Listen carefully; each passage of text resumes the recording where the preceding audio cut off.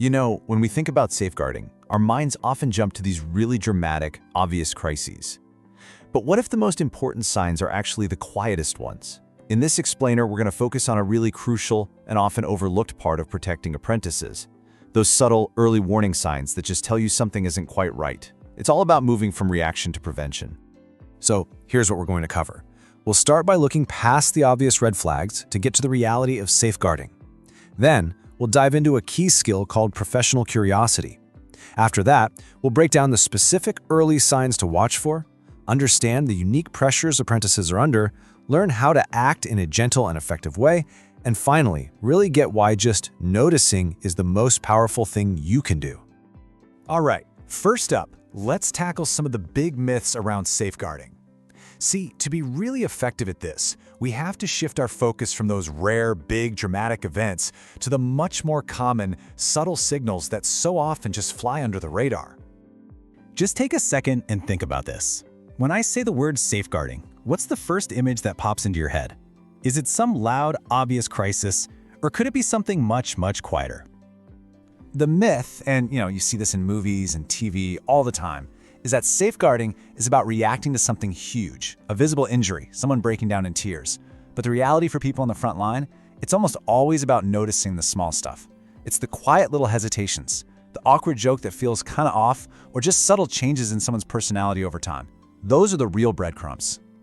So if the signs are so subtle, how do we actually get better at seeing them? Well, the answer is all about developing a specific mindset. It's a skill that shifts us from just reacting to problems to being truly proactive. And that skill is called professional curiosity. I love the language here because this isn't about being some nosy investigator. It's a gentle but persistent interest. It's that little voice in your head that says, that seems a little bit off, and it gives you permission to pay closer attention instead of just shrugging and brushing it aside. And this is just so crucial. So many of us, right, we worry about overreacting or getting it wrong. We doubt our own instincts. But in safeguarding, your gut feeling is one of your most valuable tools. Trusting that feeling doesn't mean you jump to conclusions. It just means you don't ignore the signal. It's permission to look a little closer. Okay, so we've got the mindset down. Now let's get practical. What are these breadcrumbs that we should actually be looking for? Well, we can break them down into a few key categories. The first, and honestly often the earliest clues, come from changes in an apprentice's usual patterns and actions. These are the kinds of things you can see day in and day out. Think about the apprentice who was always on the ball, but now their work is all over the place. Or the one who was always on time and now has these really flimsy excuses for being late. Maybe it's the person who was the life of the team and now they barely say a word. Look, a single one of these things isn't proof of anything, but a pattern? That is your signal to get professionally curious. Even something as small as suddenly avoiding meetings with one specific colleague, that's a piece of the puzzle worth noticing.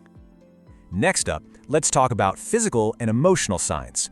And while our minds might jump straight to the physical stuff, honestly, it's the emotional signs that you're going to come across far, far more often. Of course, an unexplained injury with a story that doesn't add up is a huge red flag, but so is a really sudden, drastic change in weight, which can signal massive stress. And pay close attention to the words they use. Are they constantly saying sorry for tiny little things? Do they brush off your concerns by saying something like, "Oh, it's nothing, it's just me being sensitive"? That can be a huge tell, a way of downplaying something they don't feel safe enough to talk about. This quote just nails the whole idea, doesn't it? You're not waiting for a big confession.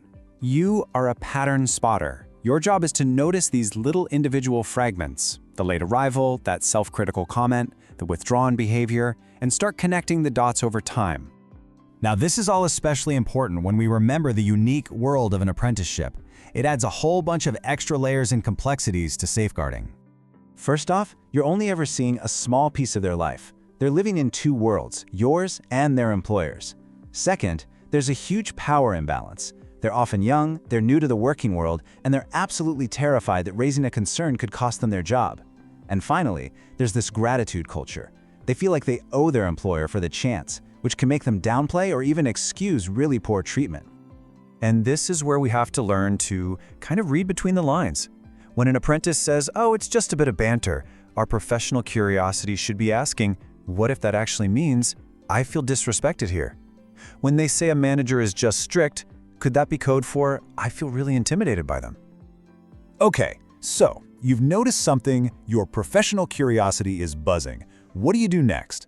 The absolute key is to act, but to act gently and to follow a really clear, safe process. This is so important. Direct yes or no questions can shut a conversation down before it even starts. Are you being bullied? It's just too easy to say no to. But an open, inviting question like, tell me what your week's been like, or you seem a bit weighed down, what's been on your mind? That creates a safe space. It doesn't accuse, it invites. It gives them the control. And the process itself, it's wonderfully simple. It's just 3 steps. First, you notice the signs, connecting those fragments we talked about. Second, you record what you've seen, just the facts, no guesswork. And third, you hand it over to your designated safeguarding lead. And that's it. And I'm going to say this again because it's so important it's worth repeating. This should feel like a huge relief. You are not expected to be a detective. You're not a counselor. You're not a solver of problems. Your responsibility is to be a good observer and a safe person to pass information to. You notice and you pass it on. That's the role, and it is absolutely vital. So let's bring all of this together. Why is this focus on subtle signs and professional curiosity so incredibly important? Well, it all comes down to the amazing power of prevention. This is the ultimate goal. When you get good at this, you're not just responding to a crisis after the damage has already been done. You are stepping in early. You're preventing harm before it gets worse, and even more than that, you're helping to build a culture where apprentices know someone is looking out for them, where they feel seen not just as a worker, but as a whole person. And that is what real safeguarding is all about. So, I'll leave you with this final thought. Based on everything we've just talked about, think about the learners you work with every single day. Who might be showing you those fragments we discussed? Who in your world needs you to be just a little more curious, a little more attentive? Who needs to be seen today?